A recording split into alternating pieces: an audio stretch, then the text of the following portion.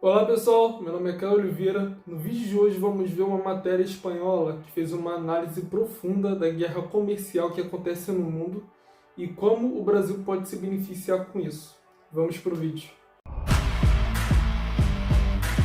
Com a chegada de Donald Trump à Casa Branca, a economia global foi virada de cabeça para baixo. O dólar despencou, a Europa se humilhou para evitar tarifas, os investimentos desaceleraram e o EUA, a economia está à beira de uma recessão desde então. No entanto, há um país que não só parece imune ao furacão Trump, como também está se saindo melhor em meio a tudo isso: o Brasil. O Brasil parece ser o grande vencedor na guerra comercial global. Exportadores apostam em maior demanda chinesa, enquanto o país latino-americano busca novas oportunidades comerciais. A China é um dos principais importadores de soja. A produção nacional mal consegue suprir 15 a 20% da enorme demanda de suas fábricas de óleo vegetal e de pecuária. Bem, desde maio passado, logo após a bomba tarifária de Trump, Xi Jinping recusou-se a comprar um único grão de soja dos Estados Unidos, agricultores. Lembre-se, não estamos falando de um gesto simbólico. A China era o principal mercado para esses agricultores, e agora eles perderam seu maior cliente.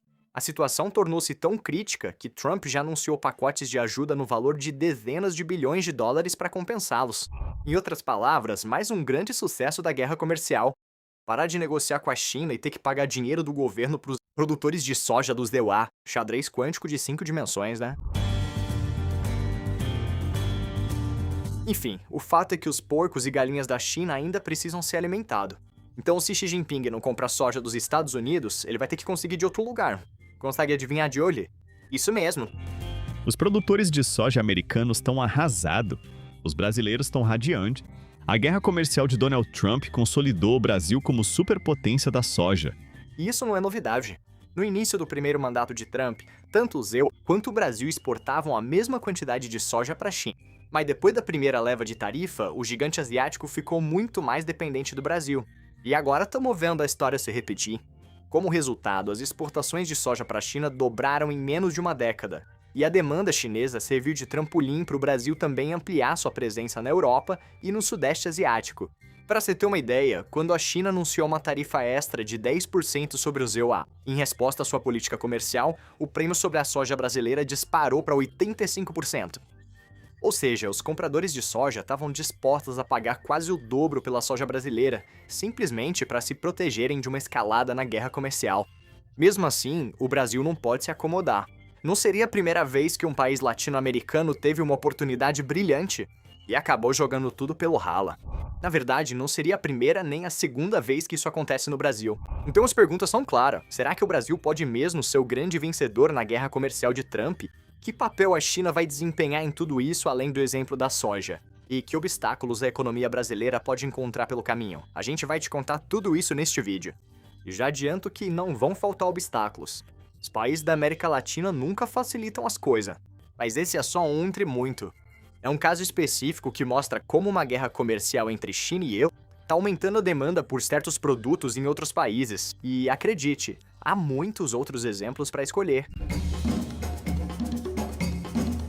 Graças a um artigo científico recente, podemos ver como a guerra comercial entre Trump e Xi Jinping mudou as exportações do Brasil. O que eles fazem nesse estudo é comparar as exportações de produtos afetados por tarifas com produtos que estão isentos. E o resultado é claríssimo. Produtos chineses ou americanos afetados pela guerra estão sendo substituídos, em parte, por produtos brasileiros. Menos participação de mercado para o EUA, e para a China e mais para o Brasil. Especificamente, estima-se que o valor econômico das exportações da principal potência da América do Sul disparou em até 28%. Isso é absolutamente incrível. Mas esse não é o detalhe mais importante. O verdadeiro ponto-chave é que esse boom das exportações está se mantendo ao longo do tempo. Não estamos falando de um choque pontual, mas de uma mudança de tendência. China e os EUA não estão apenas tentando compensar o comércio que estão perdendo por causa das tarifas. O que eles querem é mudar radicalmente suas cadeias de suprimentos para que fiquem muito menos dependentes um do outro no longo prazo. Isso é algo que outros países como Índia e Vietnã também entenderam. Ninguém confia em ninguém, e o que estão fazendo é jogar dos dois lados. Eles dizem para o EUA que a China já não é mais um lugar confiável para transferir suas fábricas, que seria melhor levá-las para Hanoi. E para a China, além de dizer exatamente a mesma coisa, ainda falam que se os Yankees não quiserem suas exportações, eles ficariam felizes em comprá-las. Isso explica porque todo o comércio que a China perdeu com o Tio Sun desde o dia da libertação foi compensado exportando mais para o Sudeste Asiático e, em menor escala, para a Europa. Isso também explica projetos como o Corredor Bioceânico, entre o Brasil e o Porto de Chanquet, no Peru. Um projeto muito ambicioso para transportar mercadorias por ferrovia entre o Atlântico e o Pacífico, financiado em grande parte por capital chinês. E o que tudo isso tem a ver com o Brasil? Bem, os brasileiros estão fazendo algo parecido, jogando dos dois lados.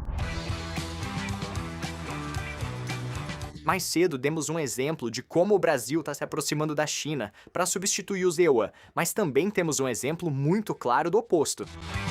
O Brasil pode ajudar a vencer a China no jogo das terras raras. Subsidiárias brasileiras de empresas americanas podem até se qualificar para financiamento do Banco Nacional de Desenvolvimento, que atualmente busca apoiar 56 projetos focados em minerais estratégicos. Vimos isso há alguns dias. As terras raras se tornaram uma das principais cartas na manga da China na guerra comercial, e o Brasil pode ser crucial para reduzir a dependência do gigante asiático. Estamos falando do país com a segunda maior reserva do mundo. E em algumas áreas-chave, como o nióbio, esse domínio chega a 90%. No entanto, como sempre dizemos aqui, o verdadeiro desafio das terras raras não está na mineração, mas sim no refino. E nesse sentido, o Brasil tem todos os elementos para se tornar uma potência em refino, o que se encaixa muito bem na agenda pró-renováveis de Lula da Silva.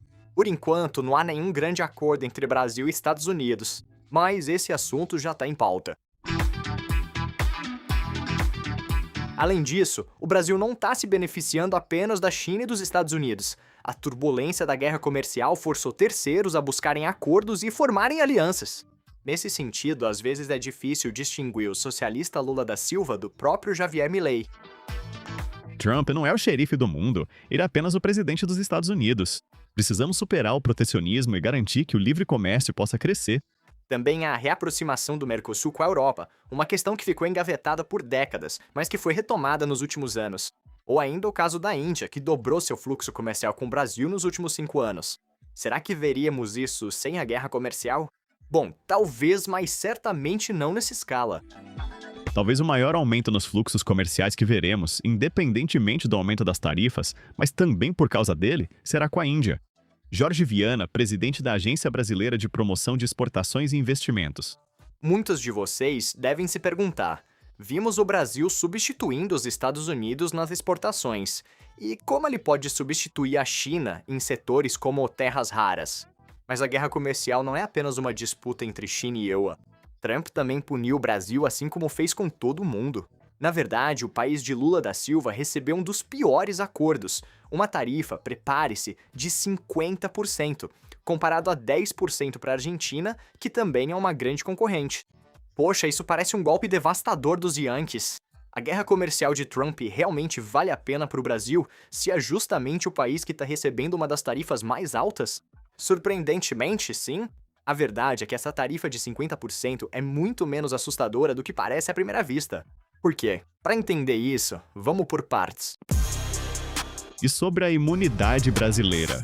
Porque o Brasil recebeu uma das piores tarifas sobre o trumpismo. Bem, você provavelmente se lembra da fórmula que o presidente republicano escolheu para calcular as tarifas no dia do anúncio. Ele pegou o percentual do déficit comercial e dividiu por 2. No entanto, no Brasil, as coisas foram diferentes. O país não tem um superávit comercial enorme com os EUA. Na verdade, é justamente o contrário. Em 2024, o Brasil exportou 42 bilhões de dólares em mercadorias para Washington, mas importou 49 bilhões. E se estivermos falando de serviços em vez de mercadorias, a diferença é ainda mais extrema. Exportou 6,5 bilhões de dólares. E importou serviços no valor de quase 30 bilhões de dólares. Ou seja, os Estados Unidos têm um saldo comercial com o Brasil muito positivo. E mais, esse saldo estava crescendo a cada ano. Então, por que o aumento de 50% na tarifa? A resposta não está na economia, mas sim na política. É uma punição pela suposta caça às bruxas que o sistema judiciário teria iniciado contra o ex-presidente Bolsonaro, condenado a 27 anos de prisão por tentativa de golpe de Estado. E por que isso é importante? Porque questões políticas vêm e vão tão rápido quanto aparecem. Dá uma olhada. Há algumas semanas, Marco Rubio se reuniu com o ministro das Relações Exteriores do Brasil. Também vimos sinais de reaproximação entre Trump e Lula da Silva, que devem se encontrar em breve. Ou seja, é provável que as coisas se acalmem. Mas, independentemente do rumo das negociações comerciais, a verdade é que o Brasil também não tem pressa em chegar a um acordo. Apesar da imagem que quase todos têm do Brasil como uma grande potência exportadora, na realidade, essa atividade representa apenas 1/5 do PIB total do país. E desse quinto, você sabe qual porcentagem corresponde ao EUA? Apenas 12%. Ou 2% do PIB total. Veja bem, não é algo insignificante. É mais do que muitos países europeus gastam com defesa. Mas não é como se a tarifa fosse, de repente, acabar com todo esse comércio. Na verdade, mais de 700 produtos são isentos, incluindo minério de ferro, fertilizantes, grande parte das máquinas importadas pelo país e muitos petroquímicos. Então, na prática, essa tarifa de 50% é pouco mais do que um imposto sobre o café. A conclusão? Alguns estudos sugerem que o prejuízo será de apenas cerca de 0,4 ponto do PIB ao longo de 3 anos. Além disso, se levarmos em conta todos esses produtos isentos de tarifa, a verdade é que o Brasil pode se tornar um destino muito atraente para a transferência de fábricas que antes estavam na China. Normalmente, outros países do Sudeste Asiático, como Malásia ou Vietnã, seriam opções melhores. Mas as tarifas podem prejudicá-los mais do que a potência sul-americana. Mas como se isso não bastasse, temos que lembrar que esse aumento tarifário é tão ilegal que simplesmente não pode permanecer em vigor por muito tempo, seja com ou sem acordo. Na verdade, se os EU quiserem prejudicar o Brasil, não será por meio dessa tarifa de 50%, mas sim por outro meio muito mais sutil: sanções por comprar gás russo.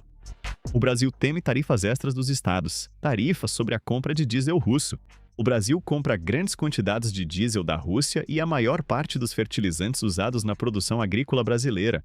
Desde a invasão da Ucrânia, o Brasil aproveitou a situação para triplicar seu comércio com Moscou, substituindo os Estados Unidos como seu principal fornecedor de diesel. O mesmo diesel que abastece os tratores que trabalham nos campos de soja que o Brasil exporta para a China. Para dar alguns números, em 2022, o Brasil importou 95 milhões de dólares em diesel russo. Mas em 2024, esse valor subiu para 4 bilhões e 500 milhões de dólares. Na verdade, estima-se que o Brasil tenha economizado cerca de 1 bilhão nos últimos 2 anos graças aos petroquímicos russos baratos. E tudo bem, 1 bilhão não é dinheiro suficiente para a Rússia se tornar o calcanhar de Aquiles do Brasil. Mas Donald Trump deixou claro que pretende sancionar pesadamente os países que comprarem gás russo. Então, essa decisão pode acabar saindo muito cara. Além disso, a barganha já acabou. No início da guerra, a Rússia estava vendendo diesel 17% abaixo do preço de mercado. Mas a verdade é que ela já conseguiu se adaptar ao novo cenário internacional e esse desconto já desapareceu. Acredite, essa questão vai ser um dos principais temas nas negociações comerciais que Trump e Lula devem realizar em alguns meses. Em resumo, como diz o ditado, é bom pescar em águas turbulentas. A guerra comercial entre os Estados Unidos e a China é uma oportunidade de ouro para outros países atraírem milhões em investimentos e exportarem os produtos que esses países deixaram de negociar entre si. E o Brasil é um dos países mais bem posicionados para conquistar tudo isso. É claro que a guerra comercial também afeta o Brasil, mas já vimos que o aumento das tarifas por Trump não é algo tão assustador assim. De qualquer forma, agora é sua vez. Será que o Brasil vai conseguir um boom econômico graças a essa situação?